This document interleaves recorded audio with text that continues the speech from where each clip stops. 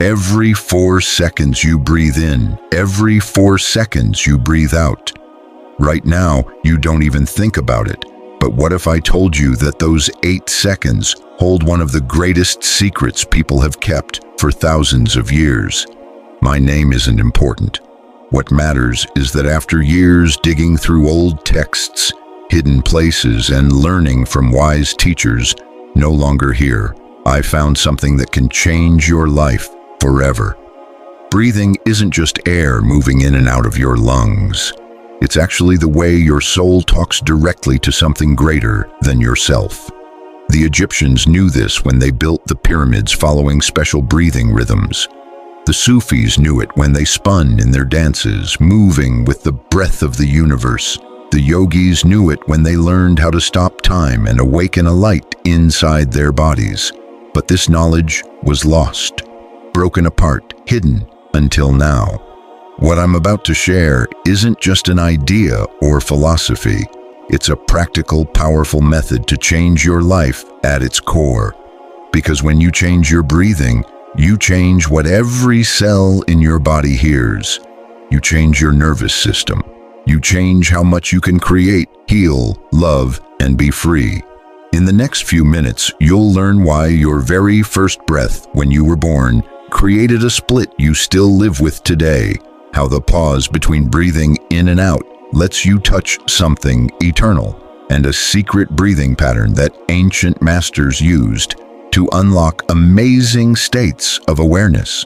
Most importantly, you'll discover something that can change how you see yourself forever. You're not just who you think you are. You're so much more, and your breath is the key to that truth. If something deep inside you feels called, if you sense a freer, stronger, brighter version of yourself waiting to wake up, then this message didn't find you by accident. Take a deep breath. Your soul is about to remember what it never should have forgotten. Welcome to the Sacred Breath Technique. Chapter 1. The First Breath. Let me take you back to a special moment you probably don't remember, but your soul never forgot. It was your first separation from the divine, when your infinite spirit agreed to live inside a limited body and started breathing with lungs instead of forever. Before you were born, you didn't breathe air.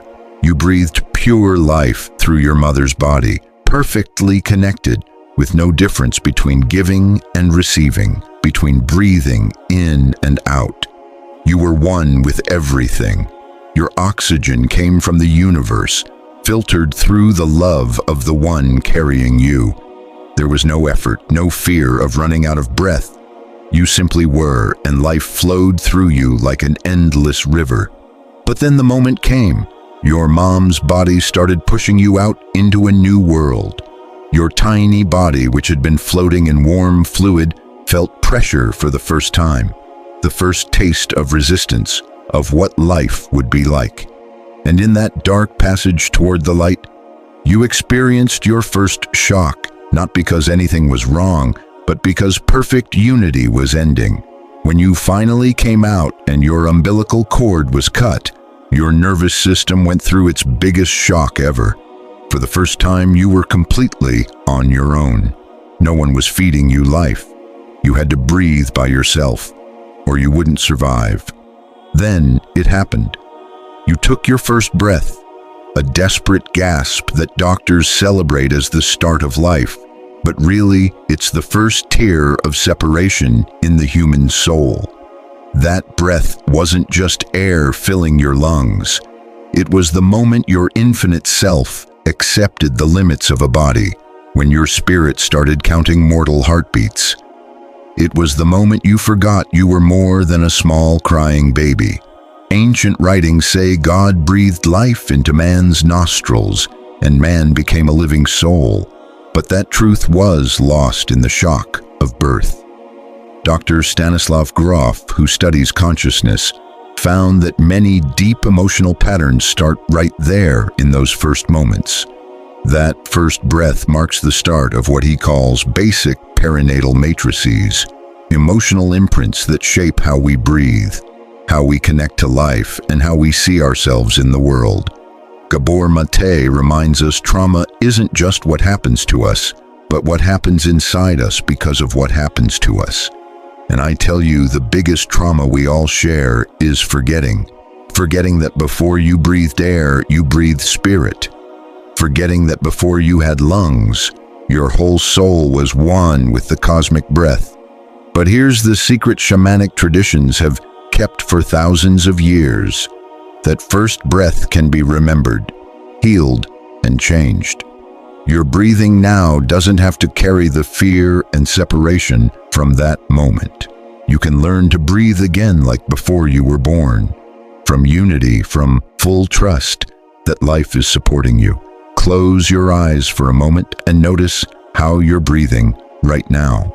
You might feel something stuck, rushed, or unsure. That's the memory of that first day when you were left alone with your lungs. But you're not alone and never have been. The breath you're taking now is the same breath everyone who ever lived has taken. It's the same breath moving leaves, forming clouds, and holding stars in their dance. When you start breathing with awareness, when you remember every inhale is a homecoming and every exhale is trust, you're healing not just your first breath. You're opening the way to find who you really are, beyond the limits you accepted at birth. In the next chapter, I'll show you how to start breathing not just with your body, but with your soul, reclaiming the connection to the endless source of life that's always been there for you. Chapter 2. Breathing from the soul, not just the body. For a long time, I lived like most people, just breathing enough to keep my body going, not realizing that every breath could be a kind of prayer, a direct connection to something sacred. It wasn't until I hit a really low point, a deep personal crisis, that I realized I'd been breathing like a zombie, just taking in air to survive, not to truly live. I remember that night clearly. It was winter and I was sitting alone in my room, feeling this huge emptiness inside me. I had lost track of who I was, why I was here, and what it really meant to be alive. In that dark moment, something inside me quietly said, "Breathe differently." I didn't know what that meant, but I listened.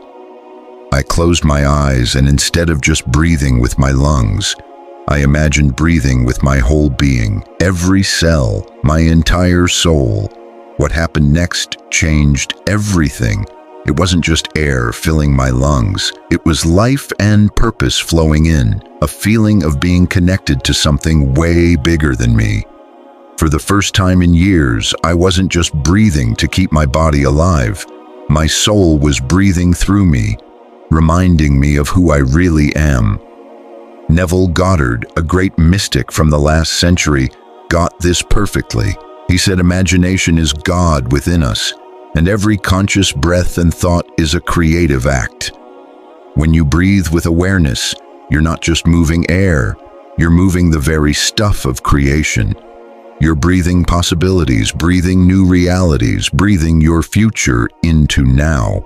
In Buddhism, there's a practice called anapanasati, or mindfulness of breathing, but it goes way beyond just noticing air going in and out. It's about using breath to awaken your awareness, to remember that you're not just the body breathing, you're the conscious observer of that breath. The Sufi mystics put it even more beautifully. For them, each inhale was receiving the breath of God, and each exhale was sending it back filled with love and devotion. They didn't breathe air, they breathed divine presence. They didn't exhale carbon dioxide, they exhaled prayers. Now, let me ask you, how many of your breaths today were truly conscious? How many times did you actually think about the fact that you were breathing? Most people take about 20,000 breaths a day, but notice maybe one or two. That's 20,000 chances to connect with the sacred that we miss every day, going on autopilot. Your body breathes to survive, but your soul breathes to reconnect. When your body runs your breath, you breathe fast when you're scared, shallow when you're stressed, and hold your breath when you're tense. That's reactive breathing, reacting to what's happening around you. But when your soul takes over your breath, something amazing happens.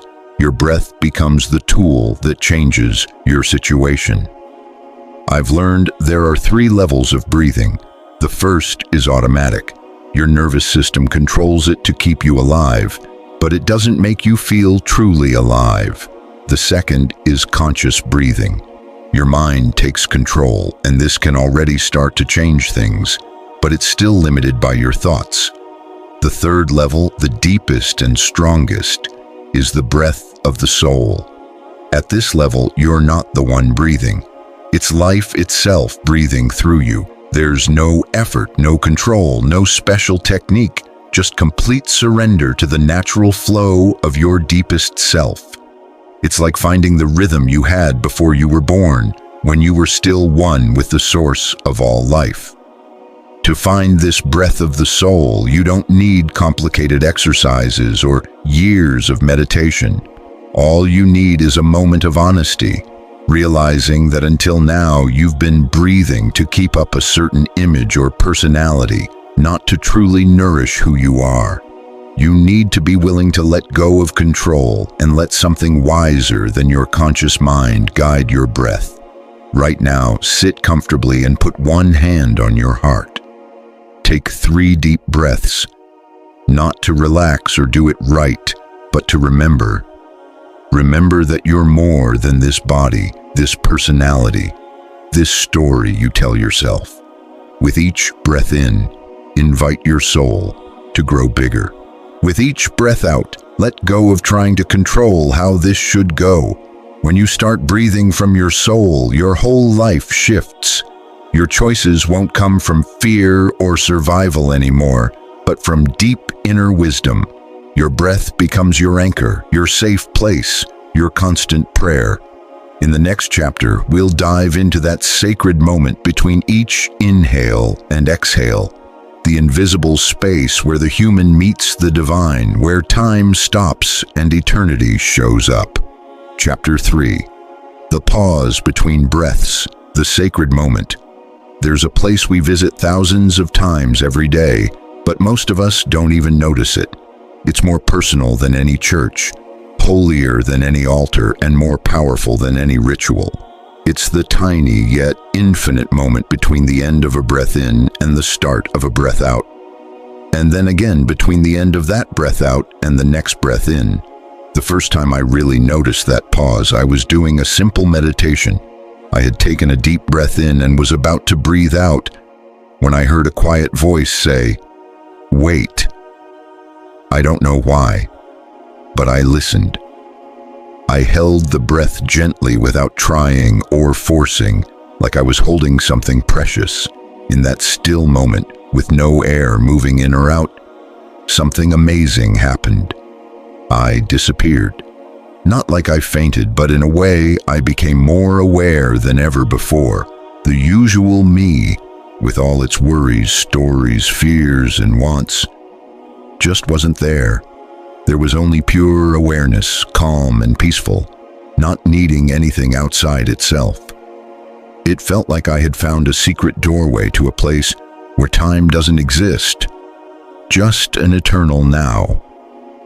Ancient breathing masters called this moment kumbhaka, meaning breath retention, but they didn't mean just holding your breath as a technique. They meant those sacred pauses when breath naturally stops, because your soul has found its perfect balance. The point between giving and receiving, between holding on and letting go. In Zen, there's a beautiful idea called ma, the space between things, the silence between musical notes, the pause between words. Zen teachers believed the most important thing isn't the things themselves, but the space that connects them. In breathing, that ma is the still moment right after a full inhale before you exhale, and then again after a full exhale before the next inhale. Neuroscientist Andrew Huberman discovered something fascinating about these pauses. When we create these spaces between breaths on purpose, we activate a part of our nervous system that helps the brain reset and rewire itself. It's like these no-breath moments open a window where the brain can heal and reorganize. But what science is just starting to understand, mystics have known forever. In that pause, not only does your nervous system reset, but your soul does too. It's where you can let go of who you thought you were and remember who you really are. It's where limits disappear and endless possibilities open up. I've learned these sacred pauses are like little deaths and rebirths. We go through thousands of times each day. Each time your breath stops naturally after an inhale, something inside you dies. Stress, urgency, getting lost in your thoughts. And each time a new breath starts, something new is born. Peace, presence, a connection to your deepest self. The best part? You don't have to force or create these pauses with complicated exercises. They're already happening inside you right now as you read this. Between every breath in and out is a small doorway to the infinite. You just need to start noticing, honoring, and living in those moments. So next time you breathe, don't rush to the next part. After you breathe in fully, let yourself pause naturally. Don't hold your breath, just let it rest inside you like water in a sacred cup. And after you breathe out fully, allow another moment of emptiness before the next breath comes on its own. In those pauses, don't try to do anything. Don't try to think or understand or achieve. Just be. Be without story, without goal, without anything but simply being. It's there you meet the part of yourself that was never born and will never die. The part that was before your first breath and will be after your last. Mystics call this place many names. The fertile void, the silent sound, the shining darkness. I call it the sacred threshold because it's exactly that. Where your human side and your divine side meet, where time touches forever, where you and God breathe together as one. When you learn to live in these pauses, your whole life changes. You don't just live in the extremes of breathing in and out, doing and letting go. You live in the spaces in between, the stillness that holds everything, the silence that gives meaning to every sound. In the next chapter, we'll explore the sacred names different cultures have given this divine breath. You're starting to remember, because knowing its true name is the first step to unlocking its power. Chapter 4. Prana, Ruach, Pneuma. During one of my most eye-opening journeys, I met an old man in a small Indian village. His eyes shined with a deep, peaceful light, and when he spoke, his words felt like they carried the wisdom of many lifetimes. One afternoon, while we shared tea under an ancient tree, I asked him the secret to his calm and peace. He smiled and said, "When I learned the true name of my breath, I stopped being a stranger to myself." At the time, I didn't fully understand what he meant, but years later, I realized that what we call breathing has had sacred names in every culture. Names that reveal deep truths about what happens every time we inhale and exhale. These words aren't just names. They're keys that open doors to experiences the Western mind has mostly forgotten. In Sanskrit, the word is prana, but prana is much more than just air moving through your lungs. Prana is the universal life force, the intelligent energy that brings everything to life. Ancient yogis spoke of prana as the invisible connection between your breath and the cosmic breath, the life force flowing from the stars to your heart and back out to the universe. The Vedic sages taught that there are 5 types of prana flowing through your body. Prana, which controls breathing and the heart. Apana, which governs elimination and reproduction. Samana, which manages digestion. Udana, which handles speech and expression. And Vyana, which moves your limbs. But all these are part of one whole. the cosmic intelligence breathing through your temporary body. In Hebrew, there's the word ruach, pronounced ruach, which shows up over 300 times in sacred texts. Ruach means wind, breath, or spirit. It's also the word used when talking about the Spirit of God moving over the waters at creation. When Moses wrote that God breathed life into man's nostrils, he used the word ruach, meaning it wasn't just air, but God's own essence, spirit, and life. Jewish Kabbalists took this even further. For them, ruach was one of 5 levels of the human soul: the emotional and moral level, the bridge between the animal soul and the divine soul. They knew that when you breathe consciously, you're not just feeding your blood with oxygen, you're feeding the deepest parts of your being, letting your soul grow beyond your personality's limits. The ancient Greeks had their own sacred word, pneuma, meaning both breath and spirit. Greek philosophers saw pneuma as the living force of the universe, the divine intelligence that fills and moves everything. The Stoics believed pneuma was literally God's body, the divine energy showing up as breath in people and as wind in nature. The Apostle Paul, who was both Jewish and Greek, used this idea when he talked about the Holy Spirit, pneumaion. For him, every conscious breath was a chance to breathe in God's presence and breathe out everything that wasn't love. This wasn't just a metaphor, it was a real spiritual practice. What fascinates me most is that these aren't just old ideas. They're maps to a reality you can feel right now. When you start breathing with awareness of your breath's true name, your experience changes. It's no longer just air moving mechanically. It becomes prana awakening your life force, ruach connecting you to the source of all life, pneuma activating your cosmic intelligence. The ancient Hermetic sages understood this well. They spoke of the breath of Hermes, the breath that transforms heavy, ordinary things into subtle, immortal light. Every conscious breath was a kind of inner magic, turning everyday experience into awakened awareness.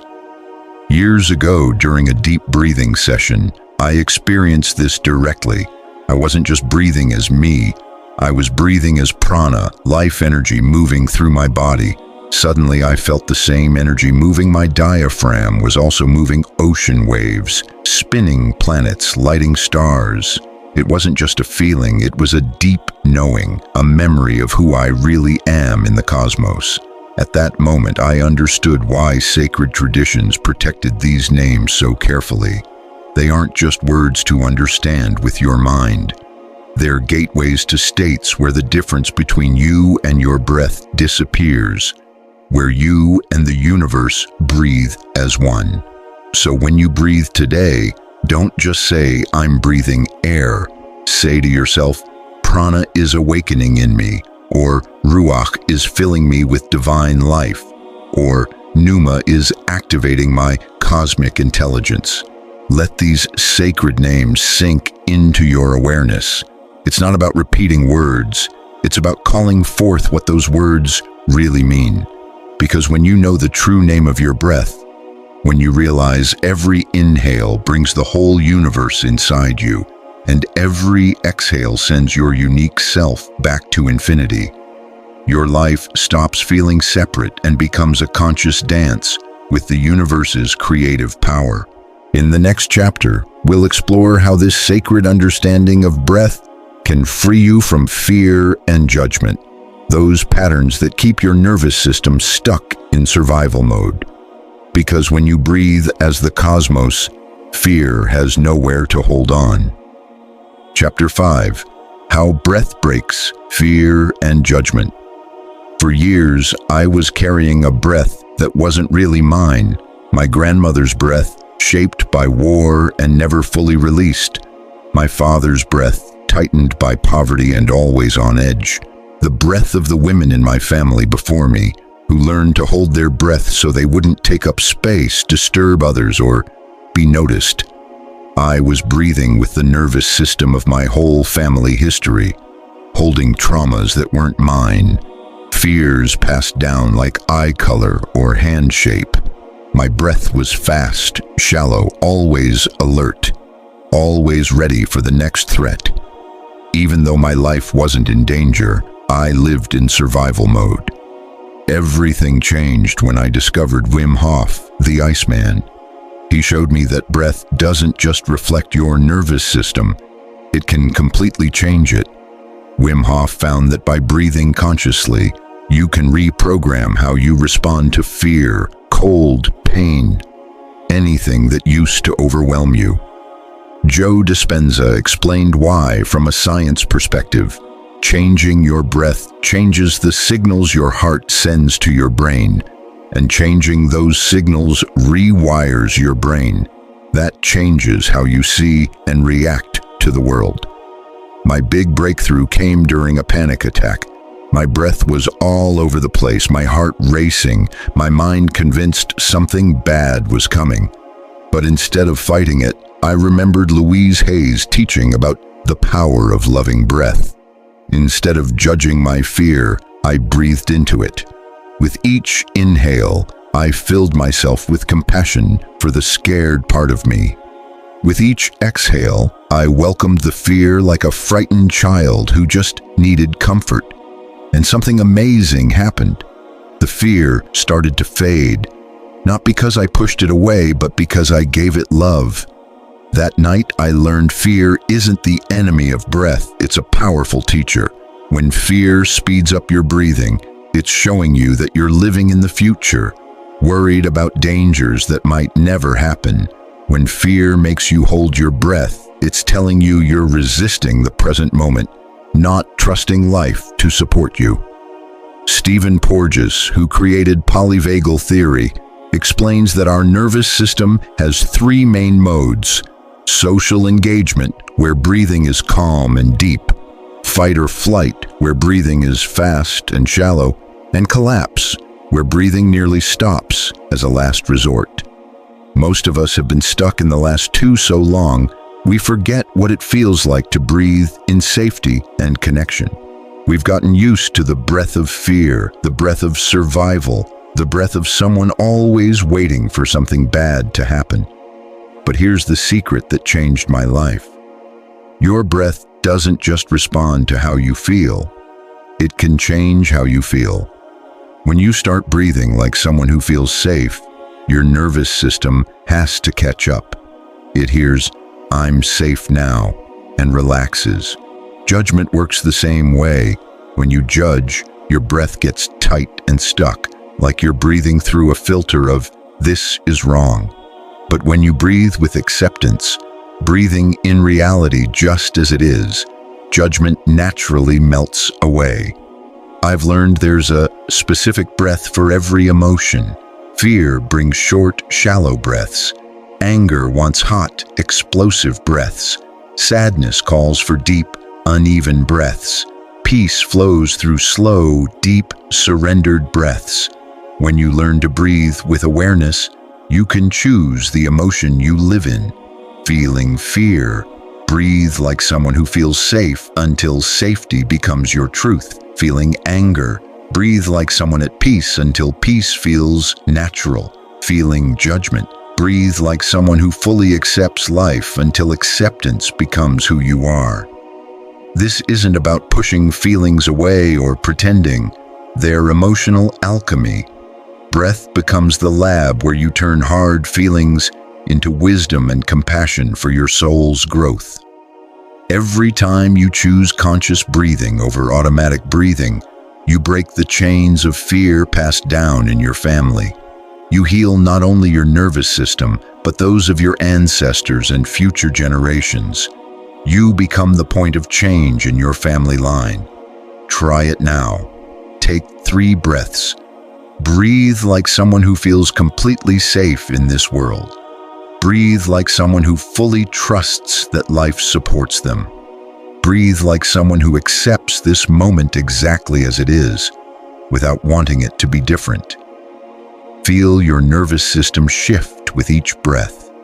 Notice how fear and judgment lose their grip when your breath comes from love and acceptance.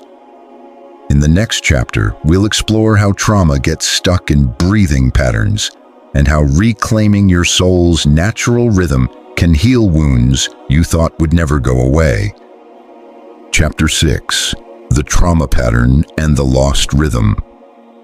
I met Maria at a workshop about healing trauma. She was 45, a mom of 3, successful in her career, but when you looked into her eyes, something was missing.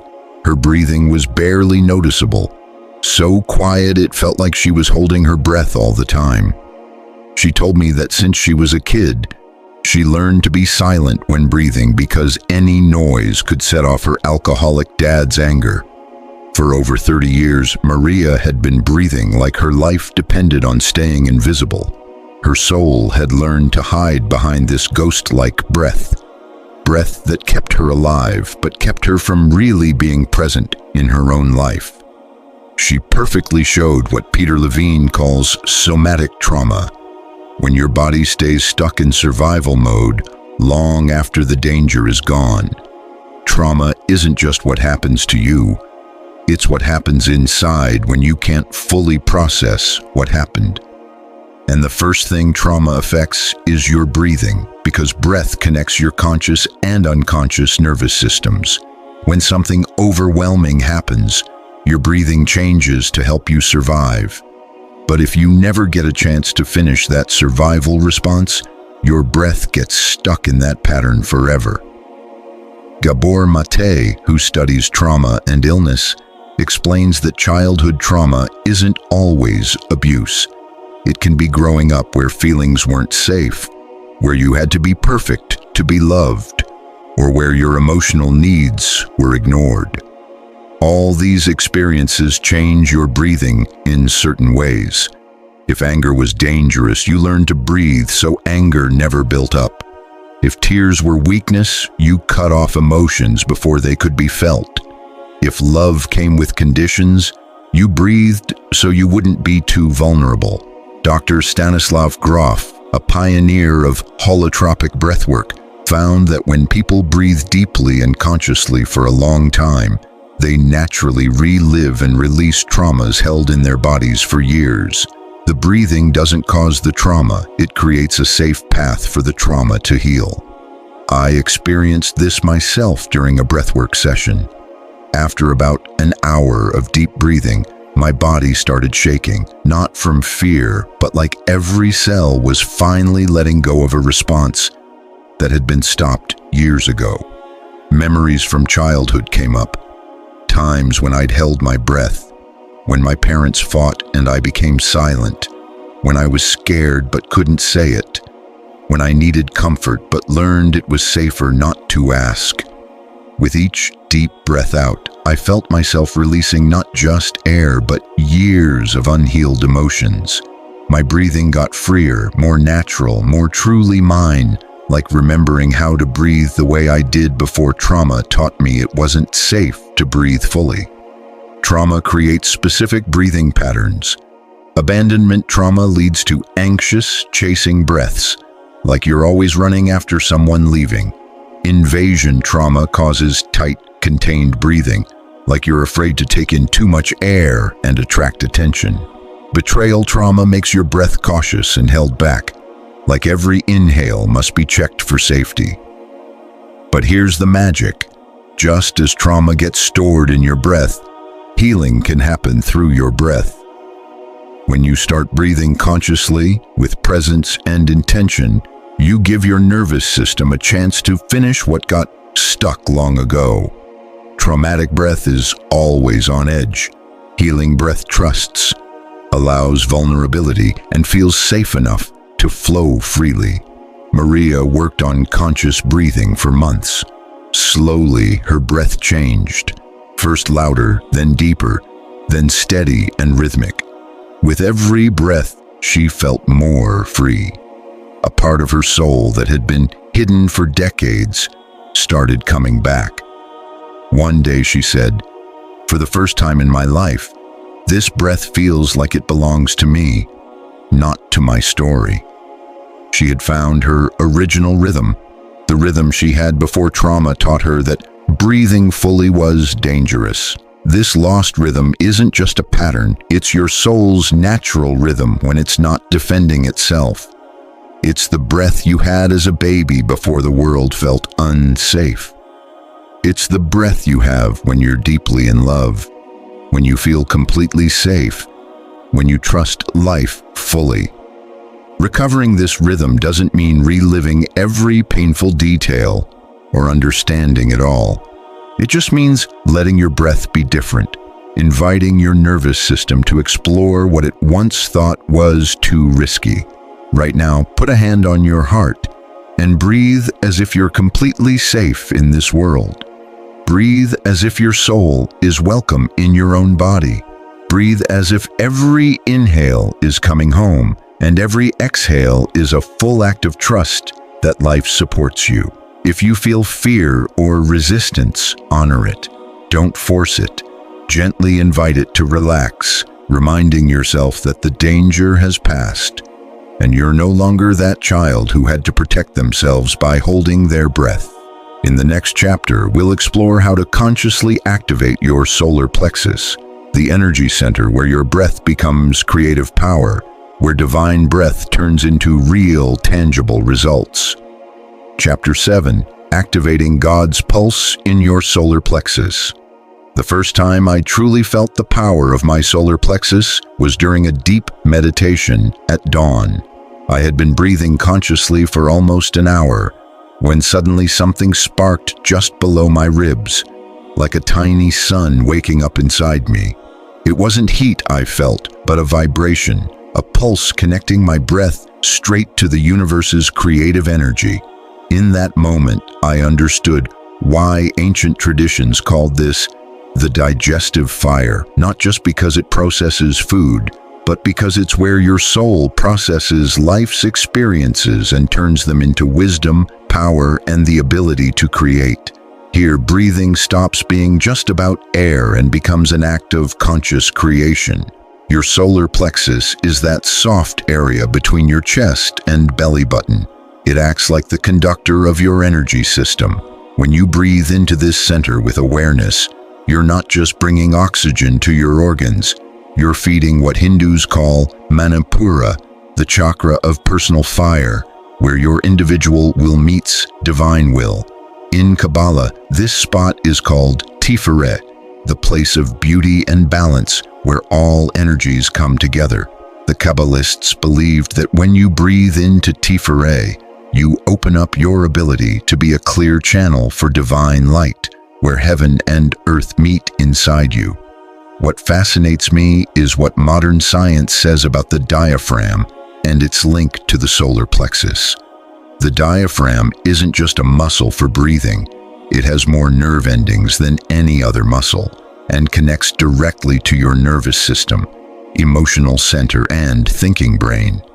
When you breathe deeply into your solar plexus, you actually massage your vagus nerve, the nerve that helps you feel compassion and connection, activating the part of your nervous system that allows healing, creativity, and manifestation. More than that, you awaken what I call God's pulse in your system. This pulse is the steady rhythm you feel when you breathe into your center, like your diaphragm becomes the heart of your soul, pumping not blood but consciousness, not air but divine possibilities through every cell. I remember a woman named Elena who came to my workshop, stuck in years of deep depression. She said she felt like there was a black hole in her stomach that nothing could fill. During the session, I guided her to breathe into that empty space, not to fill it with something outside, but to wake up the light already there, waiting. After about 20 minutes of focused breathing, Elena started to cry. Not sad tears, but tears of recognition. She said, "I feel like I found the light switch of my soul." She had turned on that golden energy inside her that had been sleeping for years. Your solar plexus is your center of personal power, not power to control or dominate, but power to create with love.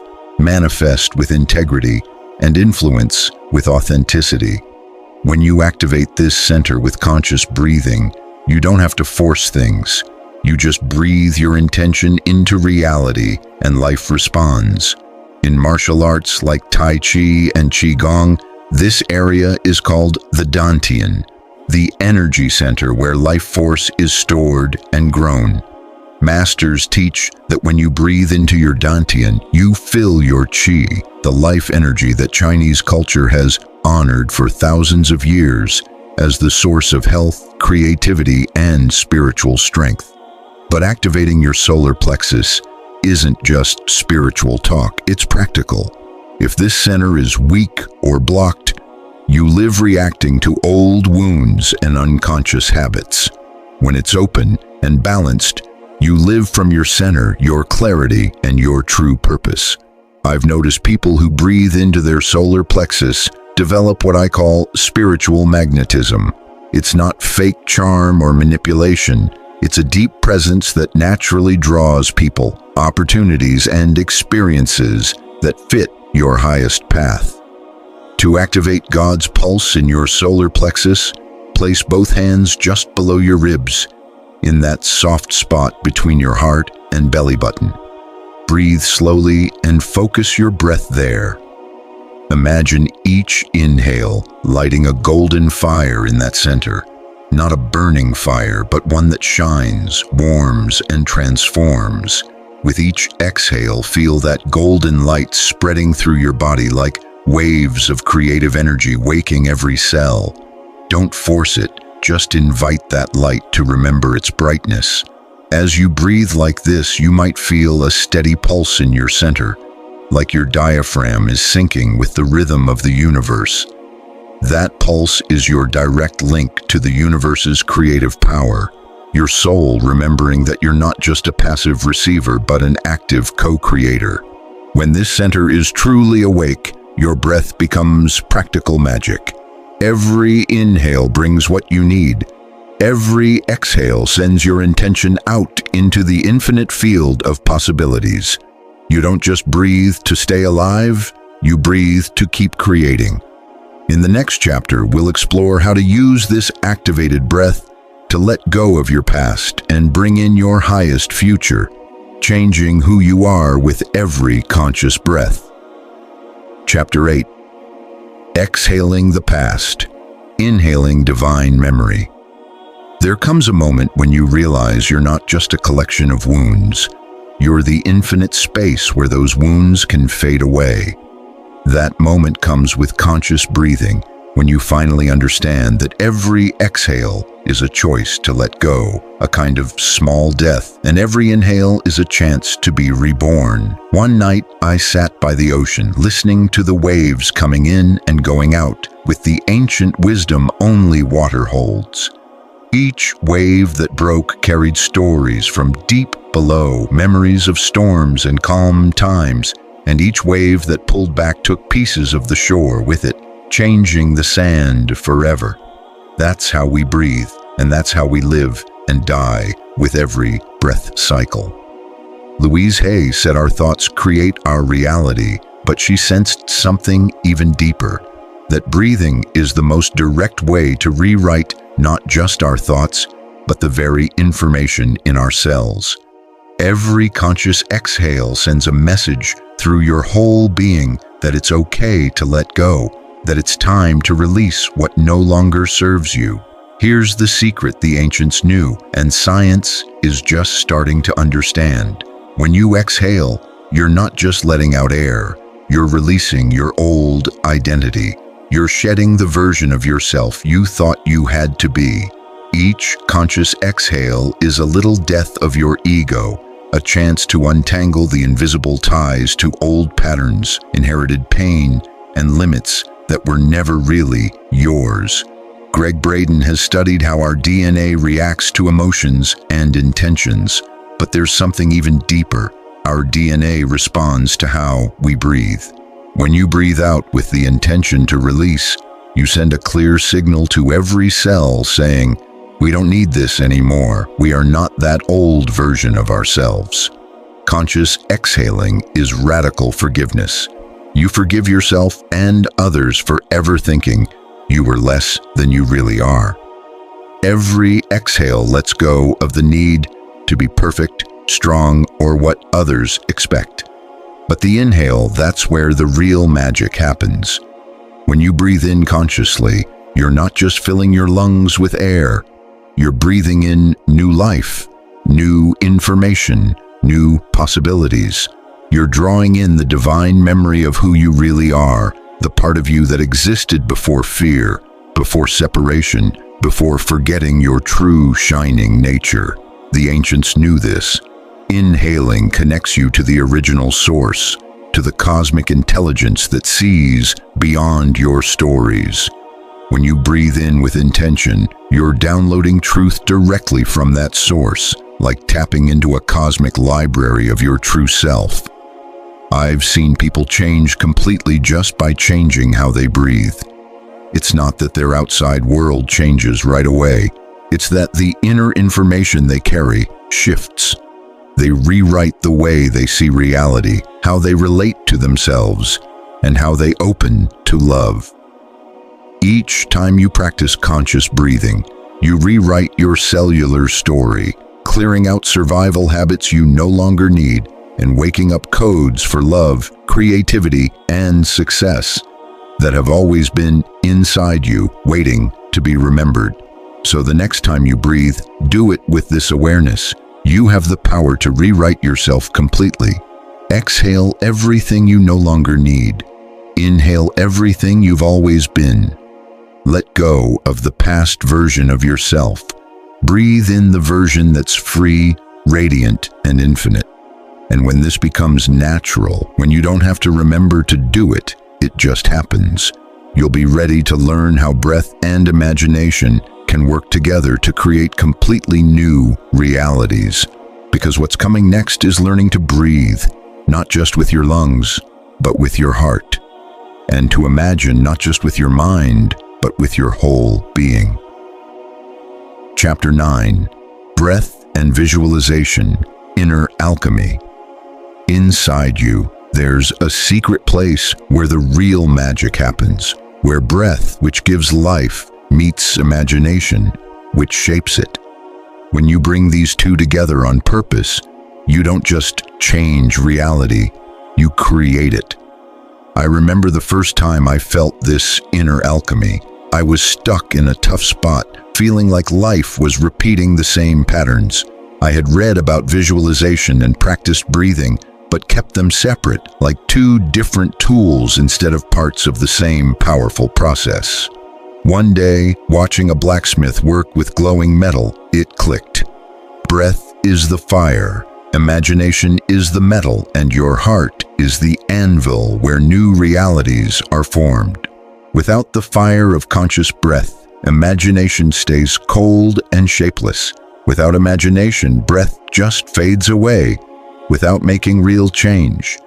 Neville Goddard said, "Imagination is God within us," but what he didn't always say was that imagination needs conscious breath to really create. When you imagine while breathing from your heart, you do more than daydream. You send a message to your nervous system, your cells, your whole energy field about the reality you want.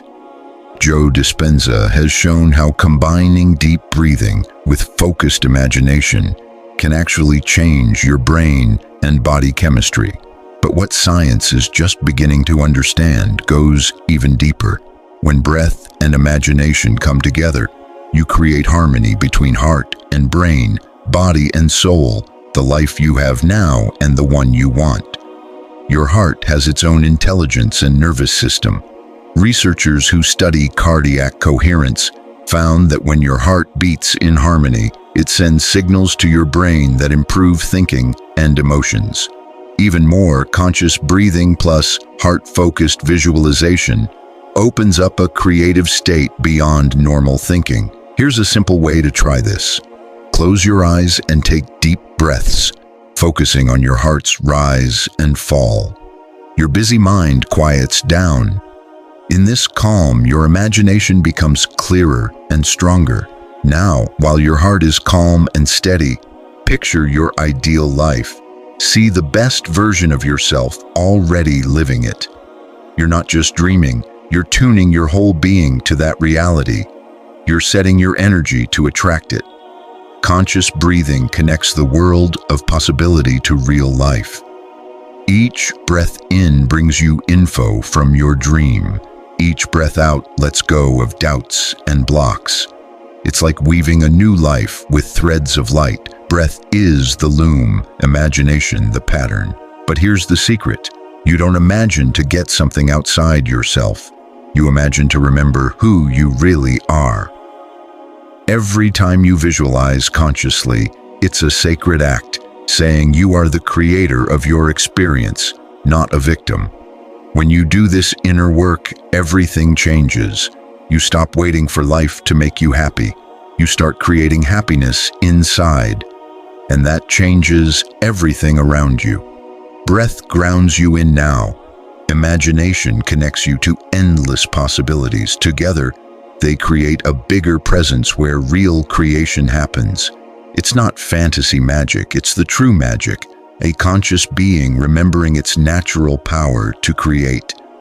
I've seen people heal tough illnesses, shift careers in impossible ways, bring peace to broken relationships, and find abundance where there was none, not by forcing things, but by remembering their own inner power. Every time you practice this, you get better at being a conscious creator. You train your nervous system to feel higher states, help your heart beat in harmony with your biggest dreams, and teach your mind to serve your soul instead of holding it back. When this flow between breath and imagination feels natural, no effort needed, you'll be ready to see how this magic becomes a healing medicine for every cell in your body. Chapter 10. Breathing to heal the body from the soul. Inside you is a pharmacy that never closes, needs no prescription, and has no side effects. It activates every time you breathe consciously, releasing the most powerful medicines: balance, divine information, and pure love. I once knew a woman fighting an illness doctors couldn't cure. She tried every treatment, saw every specialist, followed strict diets, but her body stayed out of balance, refusing to heal from outside efforts. Then she started breathing consciously, sending loving breath to every cell, and something amazing happened. Bruce Lipton changed how we understand healing by showing cells respond not just to chemicals, but to energy and information. Even beyond that, our cells react to the quality of our breath. Each conscious inhale sends a message directly to the intelligence that keeps your body alive. Ancient Chinese medicine knew this thousands of years ago. Qi, the vital energy flowing through your body, isn't just an idea, but real life force carried mainly by conscious breath. When you breathe with attention on parts of your body, you're delivering Qi, life and instructions for harmony and healing. In Qigong, every breath is a loving conversation with your body. You don't just breathe in air, you breathe in healing, intention, love, and the choice to co-create your health. When you breathe out, you release not just carbon dioxide, but tension, toxins, and what your body no longer needs. Here's the deepest secret. Healing doesn't happen by fighting your body, but by talking to it with love. Your body isn't your enemy, it's your loyal partner, working hard to keep you alive and whole. It stores every memory, processes every feeling, and keeps your heart beating even when your mind drifts. When you breathe consciously into a hurting part of your body, you start a loving dialogue. You don't battle illness, you nurture health. You don't fight symptoms, you build balance. This change makes healing different. Conscious breath becomes the messenger between your soul and your body. Each intentional inhale sends healing instructions to your cells. Each breath out lets go of old patterns that don't serve you. It's like updating your body's software, installing new programs for health, energy, and balance. I've seen people with chronic pain breathe into their pain without resistance or fear and watch their relationship to pain change. Pain becomes information, a guide, a teacher, not something to fear. Your body knows how to heal itself. Each cell carries the code for perfect health. But this wisdom can get lost in mental noise, stress, and feeling disconnected from yourself. Conscious breathing clears the lines of communication throughout your whole being. When you inhale, imagine golden light filling every cell. This isn't just visualization, it's real energy. You're bringing balance, harmony, and divine perfection into your body. When you exhale, imagine releasing everything that doesn't belong to your natural health. This isn't just alternative medicine. It's whole body healing that supports and enhances any other treatment. A calm, balanced body filled with love heals better than one filled with fear. That woman realized her body didn't need force, but an invitation to remember its natural health. Conscious breathing was that powerful invitation. It wasn't an outside miracle, it was an inside one, her body reconnecting with her soul's wisdom. Every healing breath is a simple yet amazing miracle. Your power to restore, renew, and return to wholeness. When this loving conversation with your body becomes second nature, when healing is no longer something you remember to do, but something you simply live, then you'll be ready for the ancients' most powerful secret, guarded for thousands of years. Chapter 11. The Forbidden Technique of the Ancients. In ancient Egypt's mystery schools, hidden Tibetan temples, and secret Sufi circles, there was a special practice passed quietly from teacher to student in the dark. It wasn't just a breathing technique, it was the master key that opened doors between worlds and activated the light body sleeping inside every human. After years of searching, studying ancient texts, and experimenting in my own inner work, I'm ready to share this sacred sequence, not because I own it, but because the age of secrets is ending. The world needs to remember what it has always known. Gurdjieff called breathing the bridge between the automatic and conscious parts of ourselves. He sensed certain breathing patterns could wake up hidden centers of awareness, but didn't share the full method, knowing only a ready heart could handle its power. The Egyptians called it the breath of Ra, because when done right, a person would literally glow from within, shining with a visible light. Tantric yogis called it secret pranayama, a way to reach states of consciousness beyond the physical.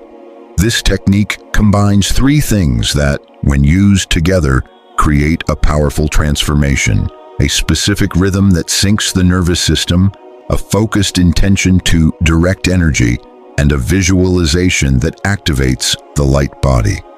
It's simple to do, but deep in meaning and requires understanding. Getting ready, preparing your inner space. Find a quiet, private space. Sit up straight, not stiff, but dignified, as if you're an antenna between earth and sky. Close your eyes. Place one hand on your heart and the other on your solar plexus. These are your two energy centers for this practice. The rhythm, 7-1-7-1. Inhale for 7 heartbeats. Hold the breath for 1 heartbeat. Exhale for 7 heartbeats. Hold the breath out for 1 heartbeat. This rhythm isn't random. The ancients found it syncs brainwaves, balances the nervous system, and opens energy channels that usually stay closed. Focused intention. As you inhale, imagine a golden light entering not just your lungs, but every pore, the top of your head, and your hands. This light is pure consciousness, always there waiting for your call. While holding your breath, focus that golden light in your solar plexus, like an inner sun shining warmth and light through your whole body. Feel it nourish every cell, organ, and system with life, divine wisdom, and unconditional love.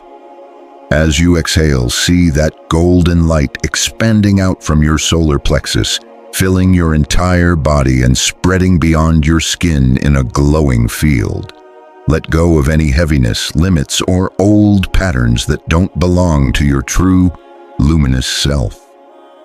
While holding after the exhale, rest in the empty space, the silent moment full of infinite possibilities where divinity breathes with you. This is the real place of transformation, where your ego melts away and your soul grows. Repeat this cycle for 21 breaths. The number 21 completes a full alchemical cycle.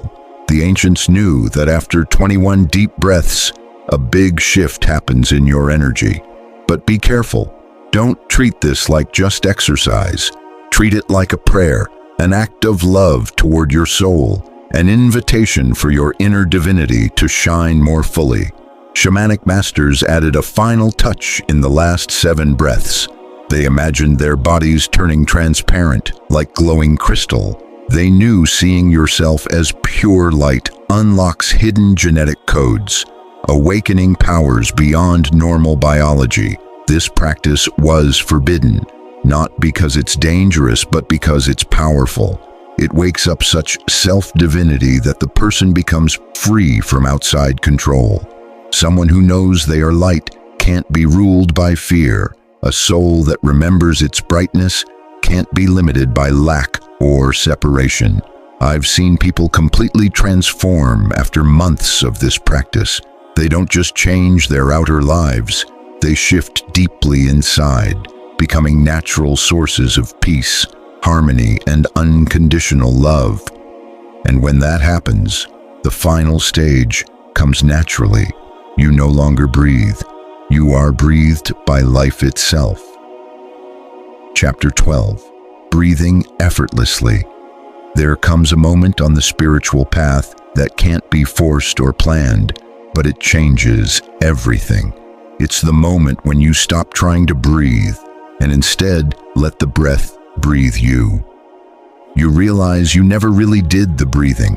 Life itself has always been breathing through you. Teresa of Avila called this the soul's full surrender to God, when the one who prays and the prayer become one. Tibetan Dzogchen masters talk about the natural mind, where the meditator, meditation, and what's being meditated on all dissolve into pure awareness. Eckhart Tolle calls it presence, the oneness of observer and observed. After years of practice, learning techniques, and going through deep changes, you reach this highest surrender, a place where all the techniques aren't needed anymore because you remember the simplest, most natural art, the art of letting go. One spring morning, I was walking through the forest where I grew up. I wasn't practicing anything special, just being present and open. And I noticed my breath had its own rhythm. It wasn't controlled by my mind. It came from a deeper wisdom. Each inhale felt like the universe inviting more life, love, and presence in. Each exhale was a natural offering, a silent thank you shared with everything around me. No effort, no technique, no me doing the breathing. Just breath breathing itself through what I thought was my body. In that moment, I understood what mystics across traditions have tried to explain with words. The separation between the breather and the breath is an illusion. The I is just the conscious space where universal breath shows up, experiences itself, and knows itself. Zen masters say, when you walk, just walk. When you eat, just eat. When you breathe, just breathe. But there's a deeper level. When you breathe, don't even breathe. Just be breathed by everything that exists. This state isn't made by adding anything, but by letting go of what you're not, the controller, the doer, the one chasing results, leaving only pure awareness, breathed by life. At this stage, your presence becomes something special. You become like a tuning fork vibrating with the universe's fundamental tone. People feel peace around you without knowing why. Animals come close naturally. Children smile freely, not because you do anything special, but because you stopped doing what isn't needed. Your breath is so natural that others start breathing more freely near you. You radiate harmony effortlessly. You become the silent healer the ancients spoke of, someone who heals simply by being who they are, without trying. In this state, you don't need to set aside special meditation time, because every moment is meditation. You don't need techniques, because the best technique is having no technique. You don't search for higher states, because you realize your natural state is already elevated. Breath becomes like your heartbeat, automatic yet deeply aware, like ocean tides, following cosmic rhythms beyond control, but perfectly wise. Like trees growing, steady and unhurried, following nature's laws that express divine love. Sometimes you sense you're not a separate self-breathing air, but the air itself flowing through a human form. You realize there's no difference between the oxygen in your lungs and the oxygen in the leaves around you. You know without a doubt that you are just a temporary wave on the infinite ocean of consciousness. This is the ultimate gift of conscious breathing, reaching the point where you don't practice anymore because you become the practice itself. You don't seek connection with the divine because you realize you were never apart. You don't long for peace because you discover you already are peace. From this place of total surrender, being breathed by life itself, your very presence blesses everything around you. You don't preach, teach, or try to change anyone. You simply are, and your being reminds others of who they really are. When you get here, you see that this whole book, all the techniques and insights, had one goal: to bring you back to the simple truth of being breathed by love itself. Then maybe you'll become a quiet messenger of that ancient truth.